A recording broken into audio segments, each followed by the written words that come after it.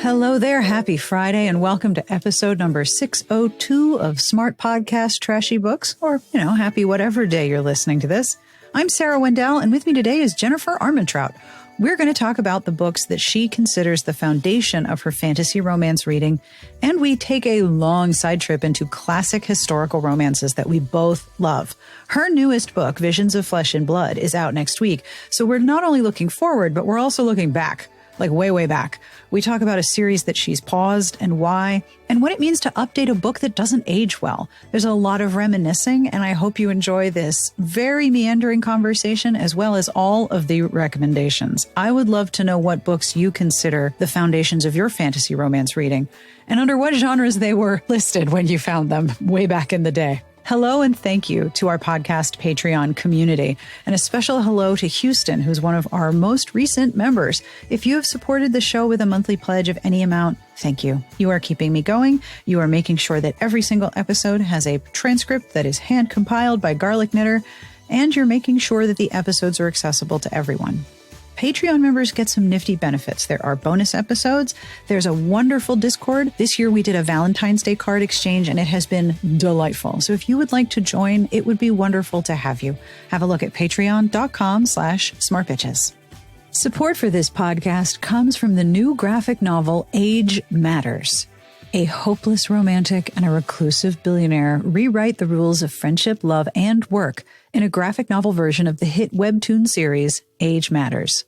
Age Matters follows 29-year-old Rose Choi as she decides to pick up her life after her ex-boyfriend cheats on her, then dumps her. In need of employment, she takes over her best friend's odd job to cook and deliver meals to a mysterious boss. You know where this is going. The boss turns out to be the 23-year-old CEO of Lime, Daniel Yoon. She finds him too abrasive, while he finds her too desperate, but they eventually learn to get along with each other and fall for each other. This book collects episodes 1 through 15 of the webtoon, which had over 3.6 million subscribers and more than 390 million reads. If you love addictive slow burn romance, then this is the book for you, and it is just in time for Valentine's Day. Publishers Weekly calls it charming and says it's got plenty of romantic heat. You can pick up your copy of Age Matters, Volume 1 by Angelicious now, and look for other print versions of your favorite hits from Webtoon, published by Webtoon Unscrolled, wherever books are sold. All right, are you ready to get started? We're going to go back in time and forward in time, and we're going to talk about fantasy romance back in the day with Jennifer Armentrout. On with the podcast. What books do you consider like the foundations of fantasy romance that have influenced you as a reader and a writer? What is your okay, these are the ones that shaped me? So I think this is actually a harder question to answer because I think fantasy romance, and it's funny that we now have given that a new name, and I'm always like, guys, this has been a thing for a thing for a very long time, but now we have a name for it. It's this is not new. It's just now more accepted. That's the difference. That was exactly my reaction too. We have a name for that, but that's been around for a while.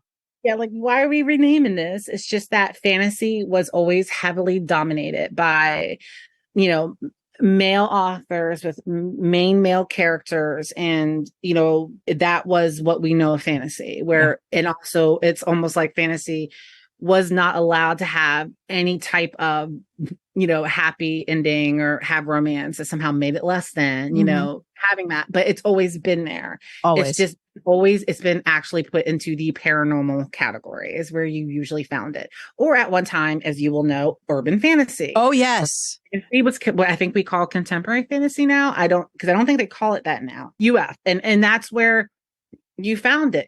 It was always there. So for me, it's hard to pick one book and say that's what shaped it. I mean, of course, you're going to have Sarah's book, Sarah Maas's, A Court of Thorn and Roses, that series. But for me, it also is the paranormal. Most of your fantasy actually relies very heavily on paranormal. That's very true. So so a lot of just regular paranormal books is what inspired me. Plus, my favorite genre will always likely be historical romance. That is my go-to. That is my, like, when I'm working, that is when I'm reading usually. I feel like you do see a little bit of that, or sometimes a lot of historical context in your fantasy, where you could see, I could honestly see historical authors easily making that jump. Oh, for sure. Because a lot of fantasy Yeah. requires very rigid Yeah. social structures, very rigid movement between classes. And the fantasy, you have to have a history to make the world building accurate. I totally agree.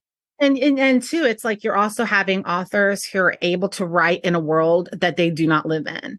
So it's like, and that is difficult, because when you're writing contemporary, you have the contemporary world, you have the world that you can rely back on. Yeah. But when you're creating something that took place 100, 300 years ago, or something that doesn't exist, you're having to build that in a way that people can see that and visualize it, usually in their head. And so I think historical authors would probably really kick ass at fantasy. But I think for me, it was paranormal. It was paranormal from when I was a teen, reading L.J. Smith, like, you know, all the way from that, reading Joanna Lindsay. And just that is really what shaped my love of that type of world, and having the paranormal element, because you do see in most of your fantasies, there are paranormal elements that are in them, whether it's the type of the beings that you're dealing with, or special abilities. These books existed. They always did. They were just called paranormal. Yep. At one time, they were just looped because you couldn't have romance in a fantasy. Oh, So that's why. Like, yep. this is not new. No. You just couldn't have it.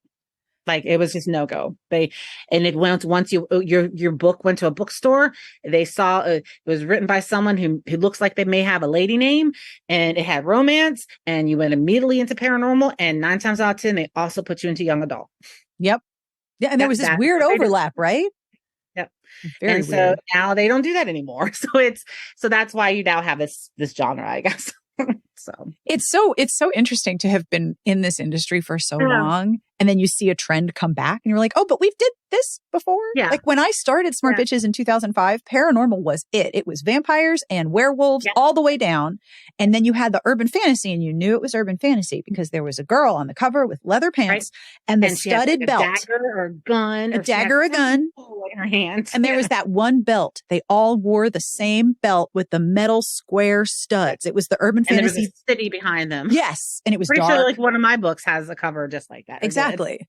And that was it. And everyone was hot for vampires and werewolves, and that's what was selling. Since you've been doing this longer than I have, so I'm going to test my theory on you.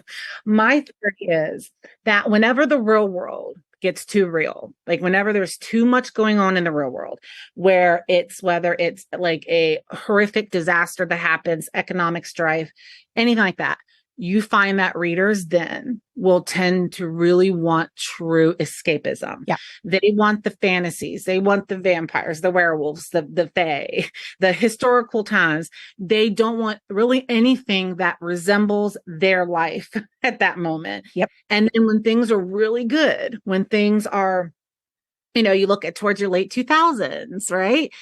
When the economy is looking good for the most part. I mean, I don't know. There were some moments there too with the economy, but overall, like things are starting to look good. Things are starting to improve.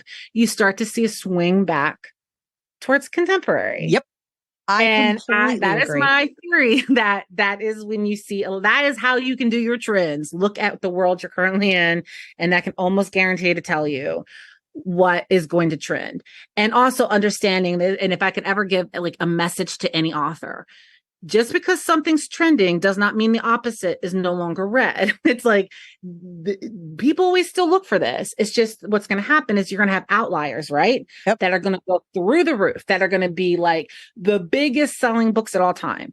And so then you're going to think, oh my God, everybody's got to be writing contemporary. Everybody's got to be writing fantasy. No, it's just these books. Yep. And then they're going to raise more books like them, but people are still looking for the other type. Absolutely. It's just not the most popular thing. And I had a campaign with Dear Author called Save the Contemporary. I think, first of all, I think contemporary is fine right now. I think it's been saved. It's good. We're good. Yep. And also when you said, it's like when you said Dear Author, I'm like, oh gosh, I'm having a flashback, like in a good way to like, like it's just like so many, it's like you realize how long you've been doing this. You're like, oh my God, Dear Author.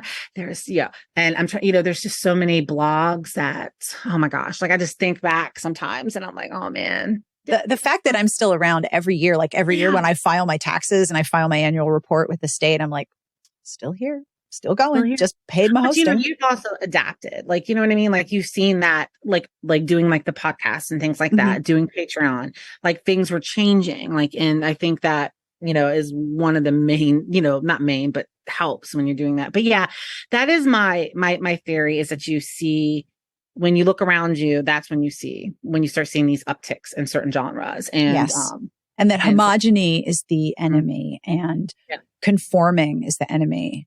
And you still have individuals who form groups to overtake a negative authority. Like that is a consistent theme, but you see more of it in a much more dramatic and massive way immediately following scary stuff. And it's really hard to write contemporary romance, I think, right now, because do you include COVID or do you not? Oh my gosh, yeah. I mean, I was writing, I had this other series that's a sci-fi series. And it was, gearing up, like 3 of the books came out in it.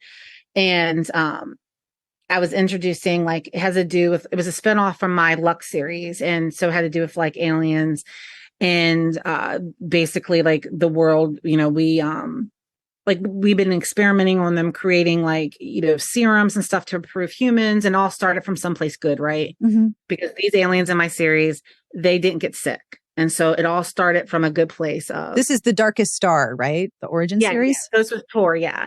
And it all started from like this good place of these good, because, I feel like some of the worst evils started from somebody in there, not everybody, because there's some people I just believe were just born bad. But then there's, but like but usually it starts from one little speckle of good. Like I want to eradicate cancer or something like in my world, and that had built. But then it just capitalism. Which came in autumnly and was like, but we can use this from the military. We can create soldiers out of this. And so things had spiraled in there. But one of the things that they were doing basically is like, I kind of modeled it after real of like history, like when, some of the things that have always like destabilizes countries, which always makes them better for takeovers or a new regime to rise from that, is destabilization. And one of the biggest destabilizers are usually natural events. So if you can't create weather events, the next best thing was like a pandemic. So in that series, so in that series, they manufactured a virus, a flu. And basically, if you had gotten the flu vaccine, there was something. I hate it. And again, I don't believe it. I don't believe this at all. I have chills now because I'm like, yep. Like I don't believe in this, but this is what I created, that if you had gotten the flu vaccine, there's something in the flu vaccine that basically would deter, like would see how it reacted in your body. And if you survived that, like some people it would have made okay. Other people, once they released this virus, it would have killed them. Oh boy. And basically they were weeding out the weakest, but at the same time, creating a destabilizing event. For the these, like the, oh God, like this, again, this, I don't believe this. I mean, but creating like the really, like, the shadow government, the people who in my world who do run things to finally step in and take control.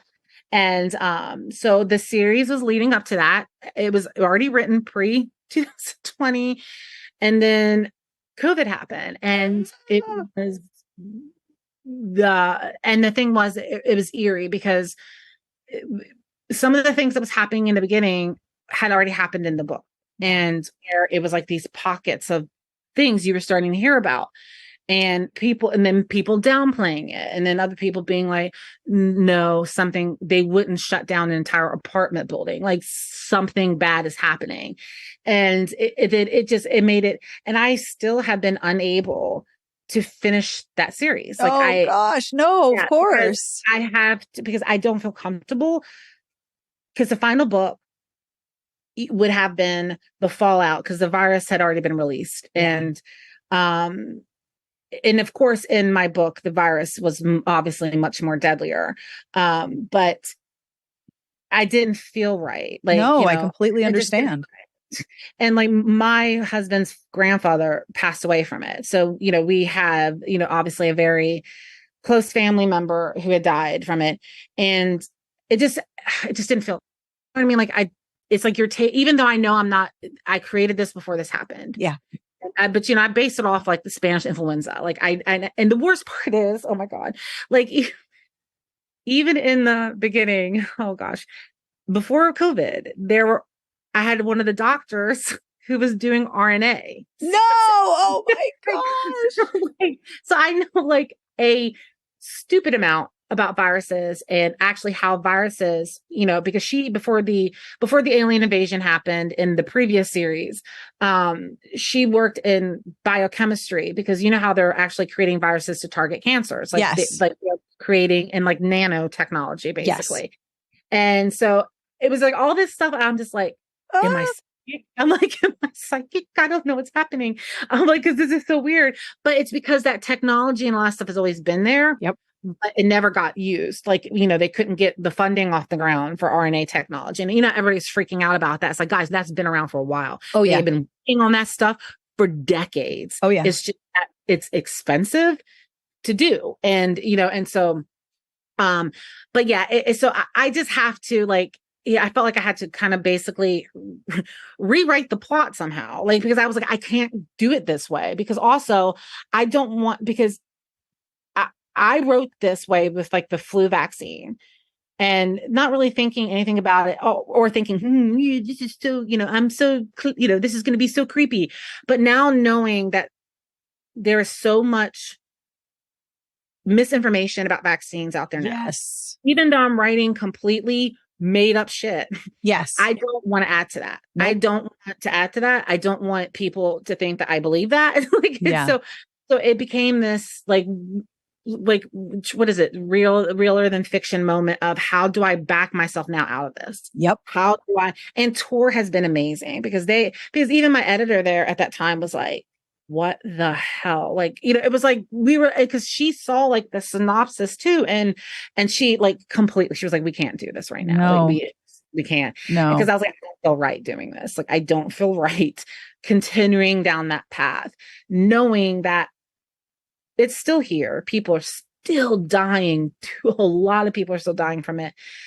Nurses and doctors and first responders are still very traumatized. Yeah.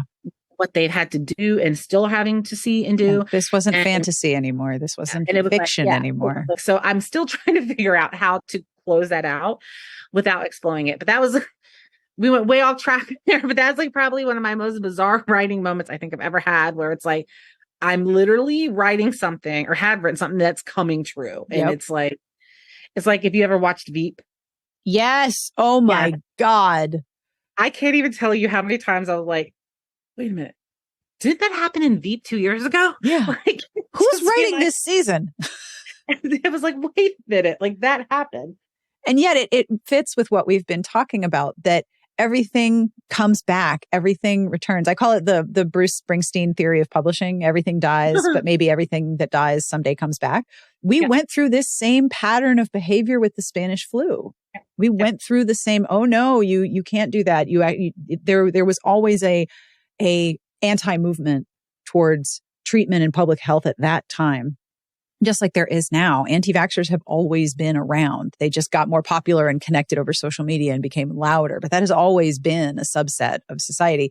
And now everything that has happened before will happen again. And so you were real close with that prediction there. I'm assuming you play the lottery often. I do not, which I feel like because you know what the other funny thing is, it was just so hilarious. And this kind of went viral, like during the early stages of the pandemic, like this actual part of one of my older books, like people, like it just took off in life of its own and again, I don't believe this. No. I'm not the person to do this, but I'm like, people really won't do this. So in the Lux series, the original series of this world, the aliens, spoiler alert, whatever, eventually invade. Like the rest of, because there's aliens already here. They've been hiding, but then the rest of them are like, well, we're coming. We're going to make this bitch our home. You know, like, so they're coming and they're not exactly friendly. And so people are panicking, right? So the main character, Katie, they're going to the grocery store and she's looking around like chaos everywhere. She realizes that there is toilet paper. And so I have her say something like, well, I know the first thing I'll be buying is toilet paper. Me, no, the first thing I'm going to be buying is shit like water, like, you know, like, but also like whatever. But then, and this book came out like 2015, 2016, probably years later, people had got that little bit of dialogue and it just went like, and I was like, oh my God. It's like, again, the same world. Like, I was like, I don't, that's not my fault. Nope. To do this, but you're just writing human nature. Yeah. And accurately predicting what humans will do. Because it is kind of a running thing when you think about, oh God, like when you're watching like, you know, post-apocalyptic shows, you're like, do they have toilet paper? Do they have tampons? What do you do for maxi pads? Right. I'm always wondering that. I'm like, are you like, I do like The Last of Us. And on yes, that they actually showed her using a cup. Yeah, grab the cup. That was funny because she was just like, what the oh it's like learning about that. But I do like that because it's something that always kind of crossed my mind about that. And why does everybody in a post-apocalyptic TV show have amazing white teeth? What is with that? Like, come on, put some yellow on their teeth, people. Like that just takes me out. When I see that, I'm just like, why are their teeth whiter than mine? Well, the apocalypse, zombies everywhere. The apocalypse has spared the dentistry industry, specifically the dentists that have teeth whitening components to their practice. But then maybe you could spin it like they're eating less sugar now, so they're having less processed foods. Who knows? So, but like. That's just the weird thing I think about sometimes when you are writing. It's like you don't know like how much of it can come true. Yes. Now you mentioned that you love Joanna Lindsey. I also love Joanna Lindsey. Do you have a favorite Joanna Lindsey that you reread a lot? Gosh, I know, and I was, you know, many of these did not age well. No, but the one that I love the most has aged terribly. Wait till I tell you about it. I think mine, oh God, it's probably Hearts Aflame. Oh, that's a good one. I think that's the one. That's the one with Kirsten, right? She's a Viking who, like, because I get some of them confused because you know she had a bunch of those families. Like one is the Conqueror and the Rose, I think, or the Wolf and the Rose, or the Conqueror. I'm thinking of the one. I think. Yep, that's Hearts Aflame. Beautiful and defiant Kristen.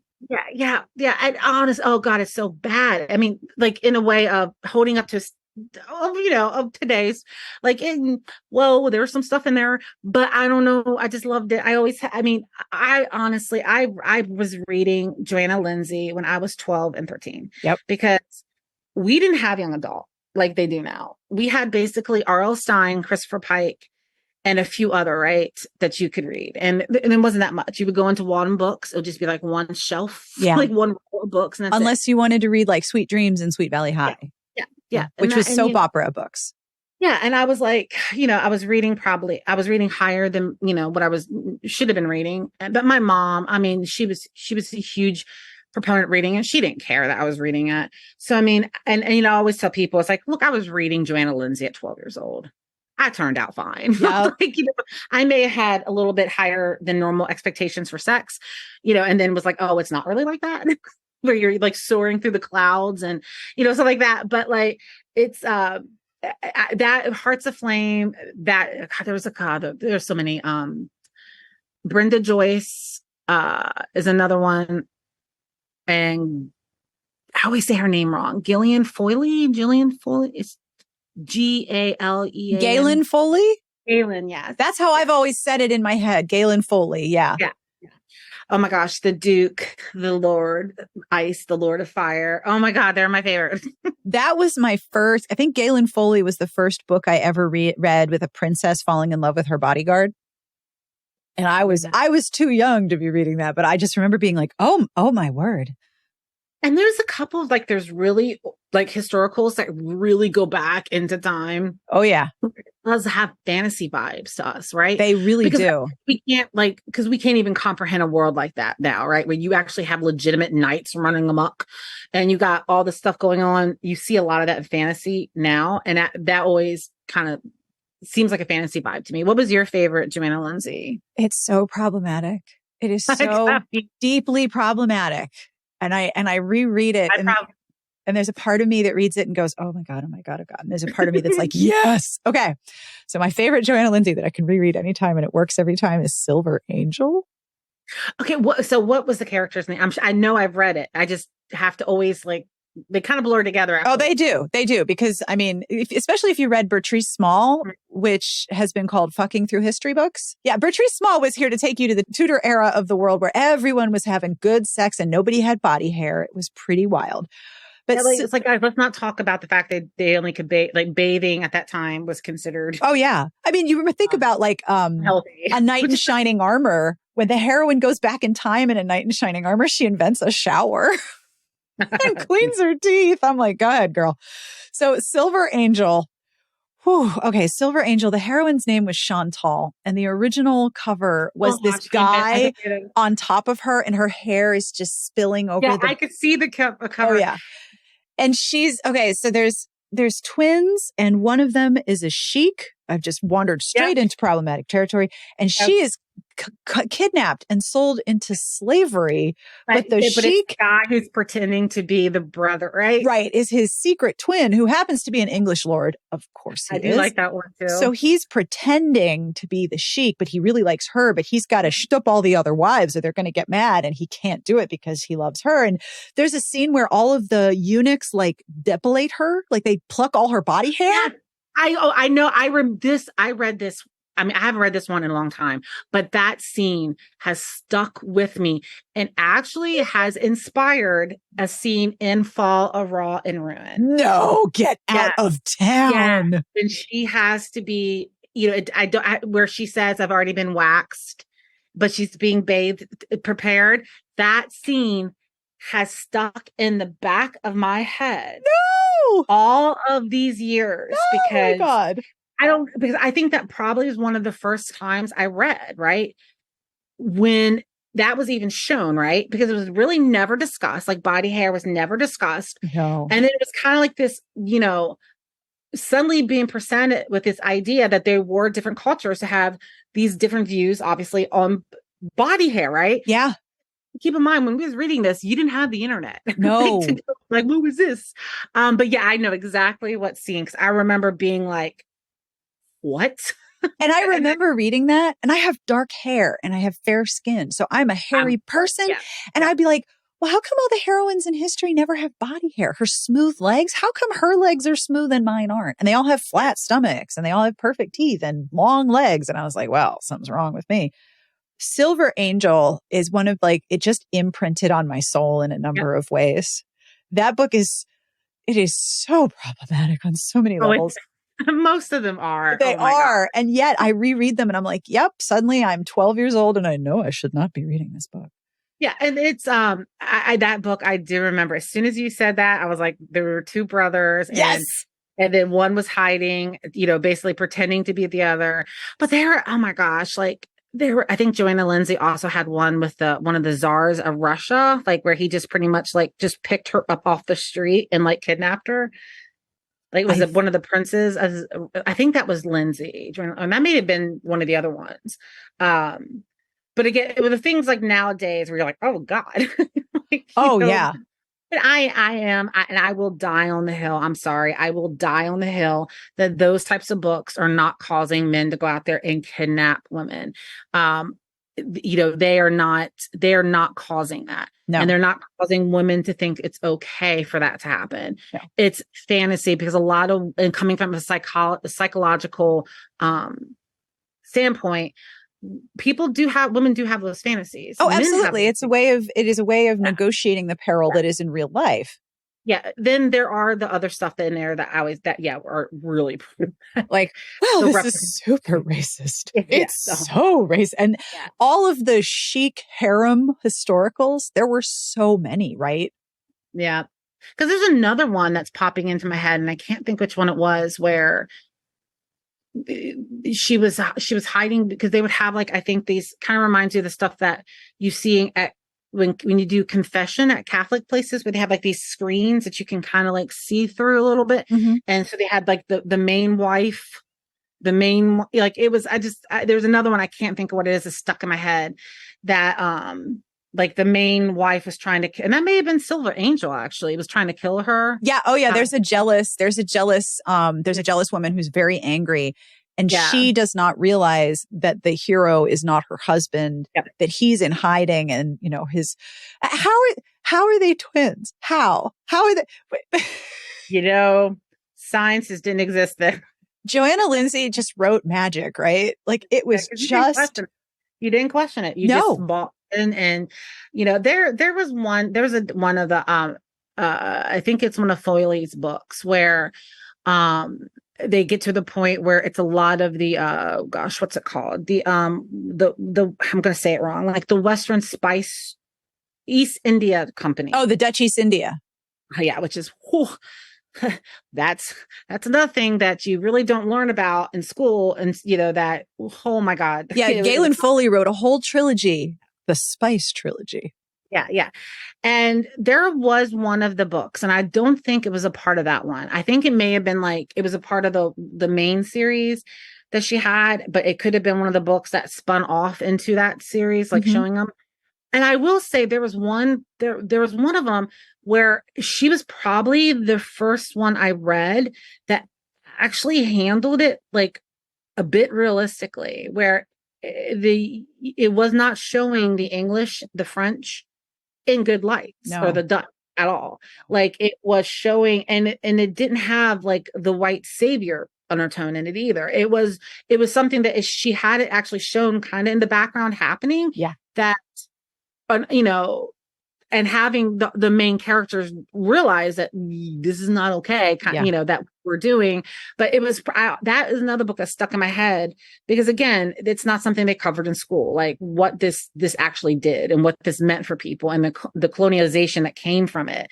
And that's happening now with legislators determining what can and cannot be taught about actual history. Yeah. It's wild, right? Yeah. And you're so right that when you read these older historicals, they read like fantasy novels. Yeah. And when you see that fantasy reflected in reality, it is so jarring. It is. Yeah.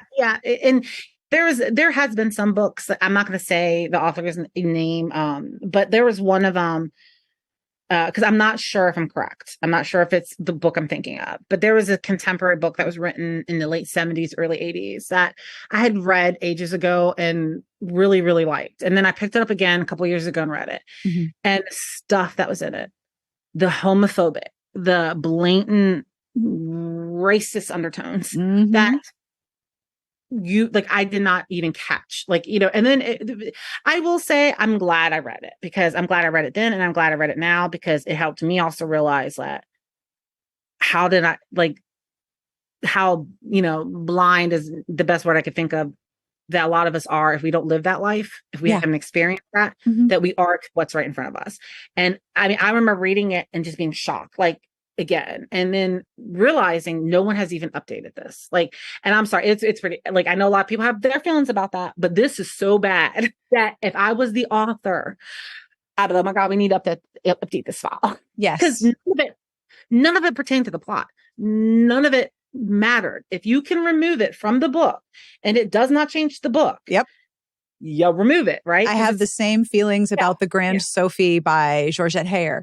There's one chapter where she goes to a Jewish moneylender, and it is just, this is the anti-Semitism chapter. Here it is. And I'm like, and people will ask me, which Hayers do you love? And I mean, okay, first of all, there are some abridged Hayers narrated by Richard Armitage, and I can listen to those anytime, because wow, he's good at books.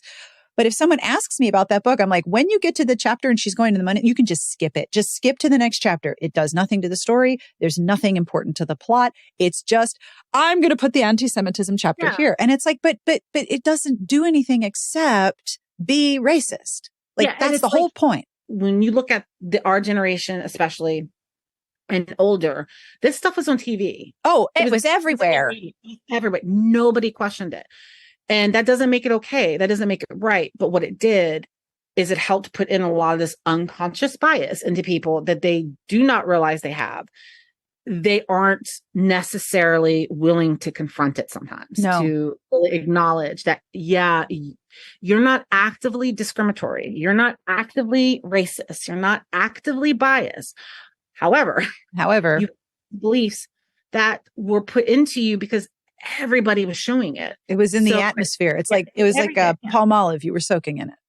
I mean, that's where the whole phrase of "that didn't age well" came from. Yep. Basically, is realizing things that we accepted and did not question was not okay. Oh yeah. And and that's one thing that it's like, you think about what reading has done for people. It's like you realize that sometimes that, wow, like you learn what, I mean, I even look about, like, having written over 10 years now, there are things that I put in my books 10 years ago that I've had removed from my books now, that I've actually gone back, asked the publishers, and they've always been amazing with doing that. Like, and honestly, I can tell you right now that I don't think this is a secret.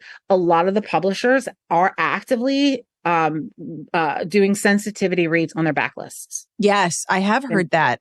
Yeah, I have heard that. And they're pulling, and and ultimately they do leave it up to the author. They leave it up to the author. No. I mean, at least the publishers I work with, if you want to change this or not. And and there's been times where there'll be things that I may not understand, but then I realized, wait a minute, Jen, I am not the person who gets to decide that. Like, you know what I mean? Like, I may not be seeing what somebody else may be seeing. Yeah. That's not your bruise. Yeah. No one's pushing on that bruise on you. And again, and especially in 9 times out of 10, none of this stuff affects the plot, the character development. These are just things that inherently were in the backs of our minds. Yeah. That we never thought was a problem. And one of the best examples I can give them for myself personally was in one of my books, the character made a comment, you're acting like Rain Man. That's what I had in the book. So, and again, I was born in the 80s. Dustin Hoffman, I think, played that character. Yeah, Dustin Hoffman was Rain Man. That movie was massive, absolutely massive. Tom Cruise and him, and he was never diagnosed. There was never a diagnosis for him, right? Yeah. But obviously, apparently, as we get older, I think people have realized he probably was autistic. Dustin Hoffman's character. Yeah, certainly neurodivergent in some way. Yeah, some way. And we didn't even have that word back then, I don't think. No. We just lumped all of the neurodivergents into one group. Yeah. they were just one group, and a lot of that. And again, that's another hill I'll die on. Like, some of them shouldn't even be underneath mental illness brackets. Agree. Because these are totally different things. But but again, I wrote that not even thinking. And then, X amount of time later, I'm like, oh, wait a minute. I'm a reader had actually brought it up, and it took a moment for me to understand, like, okay, that was bad. And again, it's like, there was no ill intention on my part. Right. But it was realizing, okay, that's a misstep. That's something I need to fix. You know what I mean? Like, and going back and having all the old files, like, updated to remove it. And there's things like that I think that people just gets, it's human nature to always be defensive. Like, you know what I mean? Oh, yeah. It's the human nature to come off on a defense. But lots of times, and anyways, the whole thing, when I removed that, it didn't change anything. It was unnecessary. It didn't change the book at all. Other than it's going to do less harm to people. Yeah. And, when you know better, one way in which you do better is to update things that you may have done wrong and make it, and be like, hey, and I mean, you see that on television shows. Like, you'll see old reruns on Disney and they'll put, or on streaming services, and they'll put like a placard. Please understand that this cartoon reflects views of that time and they are not okay. And it's like, everyone has to figure out how to negotiate their work. Right. Yeah. Yeah. Yeah. And and I think that people always want to say, oh, people are being too sensitive. It's not being too sensitive. No, it's being caring. Sorry, that's a problem. And I really think that we probably are not sensitive enough to other people's needs. No. I mean, that is the reality. But I do think with writing, and that's one thing too, with romance, there's so much you learn from it that has Yes. nothing to do sometimes with the romance aspect or not, but it's because romance is one of the genres that creates such realistic characters. Absolutely true. Whether it's all character work, fantasy, yes, it's all, and it's like, you can be reading a fantasy and forget that you're in a fantasy. You can be reading a paranormal and forget that you're in the paranormal. And I think that it does so much in terms of exposing you to other beliefs, or sometimes realizing, wait a minute, if I have a problem with this happening in this book and this is fake, then I should maybe have a problem with the way we treat refugees in the real world. You don't say. So, yeah. And so I think that's the power of these types of books. And I think it is often, unfortunately, forgotten by media all the time. All the time. That's the power of these books, is that people are being exposed to things and learning while they're reading something that also makes them feel good. And people tend to learn and change that way than they do any other ways. And it's the power of those books.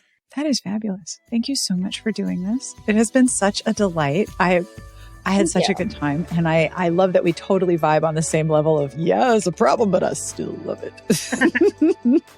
I don't even like calling them your guilty reads, but I do think they are probably the guilty. It's but here's the thing. I think that you can read it. Yes, you have two minds while you're reading. And you know what's wrong.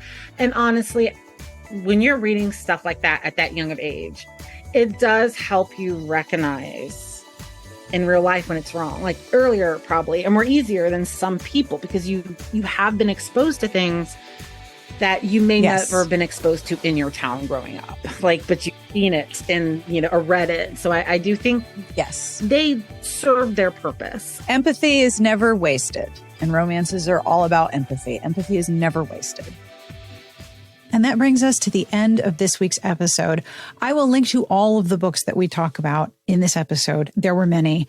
And I'm really curious, do you have a favorite deeply problematic Joanna Lindsey novel? Do you have a historical that you love and can read with two minds at the same time? Your present brain going, oh, and your past brain going, oh yeah, it still works on me. I know I'm not alone in that. I would love to know what your foundational historical romance and fantasy romance titles are. It would be so cool to know which ones got you started or which ones you look back on and go, oh, wait, yeah, romantasy. It's been here a while. I always end with a bad joke. This week's joke comes from J.F. Hobbit through our Valentine's Day card exchange. What did they call sunrise in prehistoric times? Give up? What did they call sunrise in prehistoric times?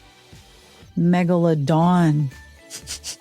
One thing I love online is when people post pictures of the sunrise from different parts of the world. So I'm going to just tag them all. Megalodon. Thank you, JF Hobbit. And thank you so much for listening. It is really an honor to keep you company. On behalf of everyone here, we wish you the very best of reading. Have a wonderful weekend. We'll see you back here next week.